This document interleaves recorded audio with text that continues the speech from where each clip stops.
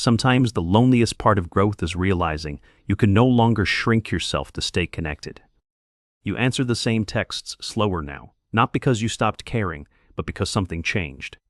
The jokes still land, the plans still happen, yet you leave feeling strangely more alone. You sit across from familiar faces and feel the quiet ache of becoming someone they cannot meet. That feeling can make you question your own heart before it ever questions the relationship. You wonder if you're becoming cold, arrogant, distant, or impossible to understand. But a lot of the time, you are not losing your ability to love people. You are losing your ability to betray yourself just to keep love feeling easy. That is a different kind of pain, and most people do not talk about it honestly. Because outgrowing people sounds cruel when you have been taught loyalty means never changing too much. It sounds selfish when you were raised to keep everyone comfortable before asking yourself what hurts.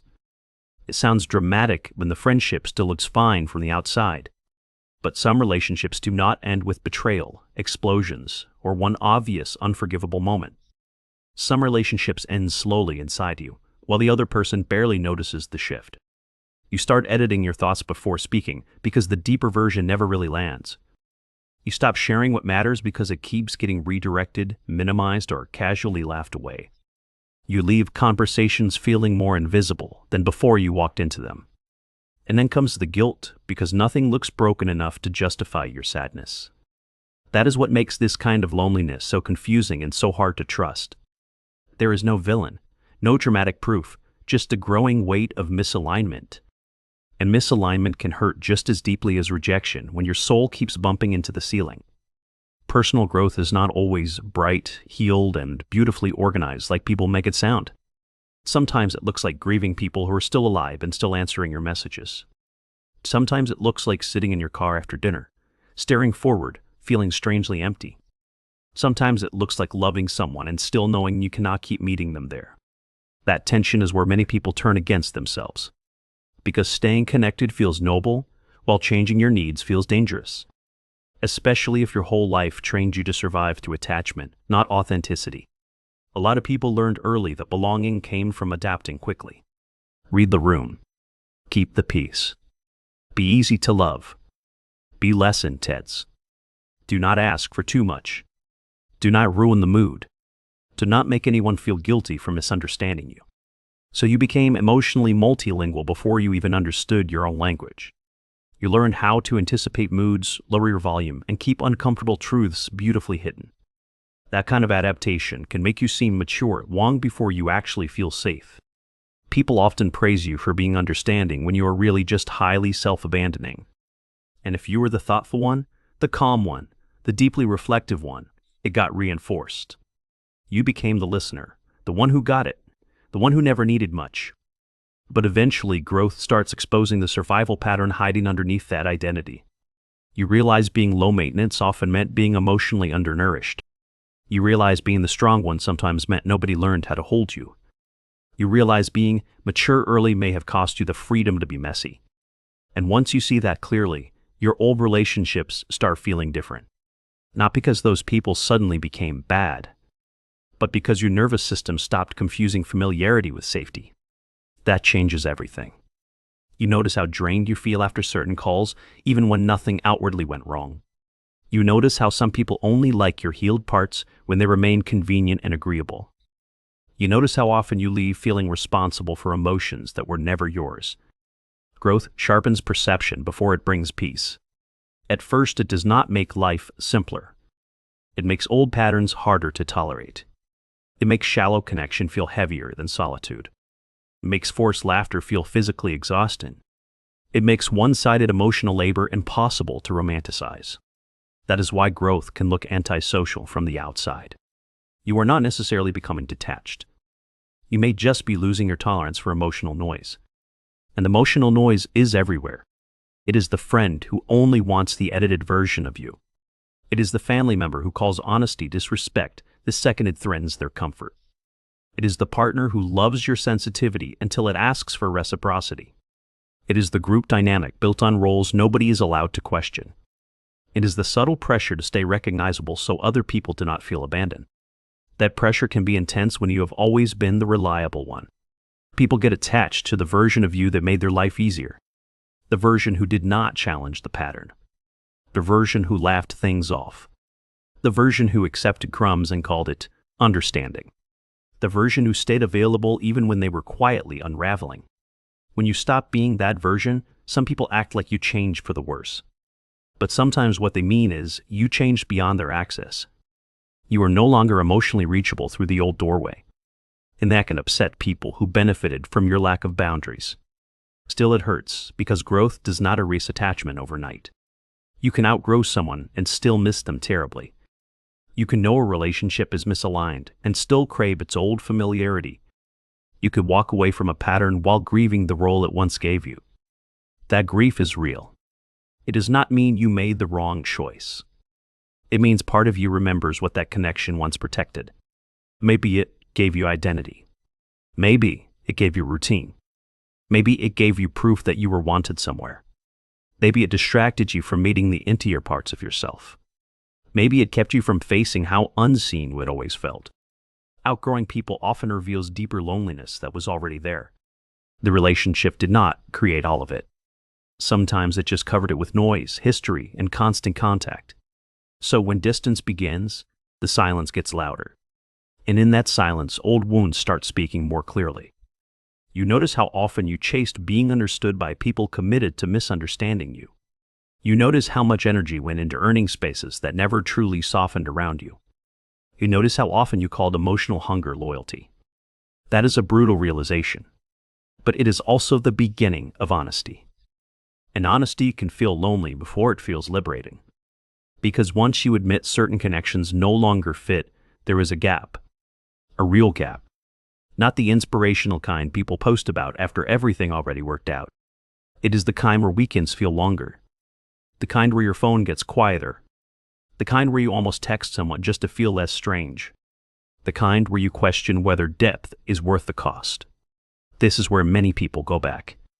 Not because the old relationships were nourishing, but because familiar loneliness can feel safer than unfamiliar freedom.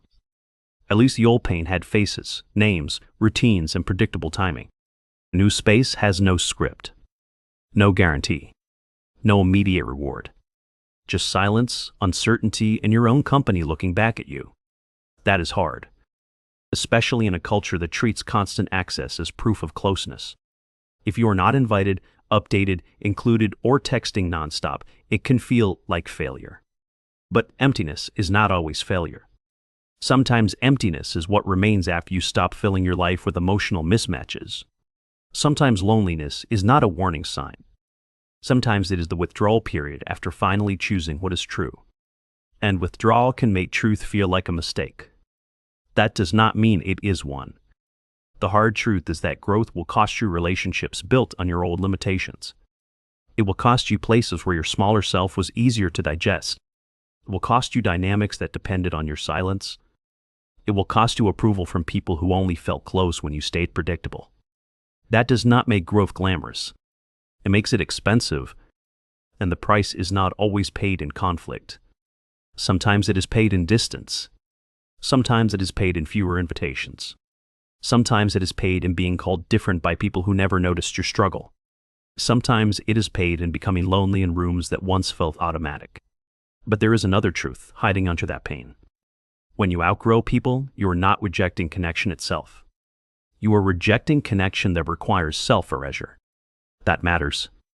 Because not every relationship deserves to be preserved at the cost of your inner life. Some connections only survive when you remain split from yourself. And anything that demands that split will eventually exhaust you. You can feel this at work when your coworkers bond through cynicism you no longer want. You can feel it with friends who still treat vulnerability like a joke that went too far. You can feel it in family conversations where honesty must always be filtered through old roles. You can feel it in dating when chemistry is strong but emotional safety never really arrives. You can feel it after social gatherings that look warm online but feel hollow in your body. Your body usually knows before your mind is ready to admit it. The tight chest. The emotional crash afterward. The rehearsed replies. The strange relief when plans get canceled. These are not dramatic signs. They are often quiet signals that your system is tired of pretending.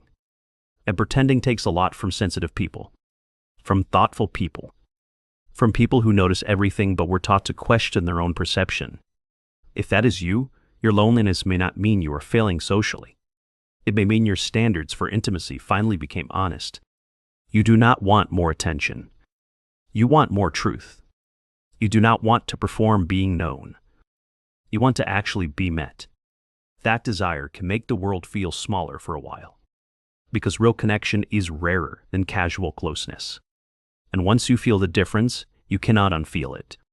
That is why some seasons of growth look empty on purpose. They are clearing seasons, not punishment, not proof that you asked for too much, just the painful space between what no longer fits and what has not arrived. You are allowed to be in that space without turning it into a character flaw. You are allowed to miss people and still move forward. You are allowed to love what was and admit it is no longer enough. You are allowed to become harder to access in the ways that used to harm you. You are allowed to stop translating yourself for people committed to hearing only convenience. You are allowed to need more than history. You are allowed to stop calling emotional deprivation a deep bond. And no, that does not mean everyone who leaves your life was meant to leave forever. Some relationships can evolve when both people are willing to be honest. Some people can meet the newer version of you with real curiosity. Some connections survive growth because they were never built on your self-betrayal. But many will not. And forcing them to survive can delay your life for years. There is a difference between loyalty and lingering. There is a difference between patience and self-abandonment. There's a difference between compassion and chronic overextension. Growth teaches those differences slowly, often through heartbreak, confusion, and long nights of second-guessing. But once you learn them, your loneliness becomes more meaningful. It stops being only emptiness. It becomes evidence that your life is rearranging around truth. Not perfect truth. Not easy truth. Just the kind that lets you breathe without performing. And that is worth more than 100 surface-level connections. Because the right people do not need your old wounds to recognize you. They do not need you quieter to feel comfortable. They do not need you smaller to stay close. They meet your depth without making you apologize for it. They listen without turning your honesty into an inconvenience. They make your nervous system feel less crowded, not more. And until those people arrive, solitude is not your enemy. It may be the room where you finally hear yourself clearly. It may be the place where your real voice returns. It may be the season that teaches you how peace feels in your own body. That kind of peace can look lonely to outsiders. Let it. Most people only understand growth once it starts making sense from a distance. You do not need their approval while you are living it. You just need enough honesty not to run back to what empties you. So if your circle feels smaller, your phone feels quieter, and your heart feels heavier lately, maybe your life is not falling apart. Maybe your inner world is refusing cheap connection for the first time. Maybe the loneliness you fear is actually the sound of your self-respect returning. And maybe that is why this season hurts so much. Because losing people is painful. But losing yourself slowly just to keep people is a different kind of tragedy. One that looks normal. One that gets praised. One that can steal whole years while everyone calls it loyalty. So yes, it is okay to outgrow people. Not because you are above them. Not because they are worthless. But because your soul deserves relationships where it does not have to disappear to belong. And if that leaves you lonely for a while, let that loneliness tell the truth. You were never meant to stay loved only in your smaller form.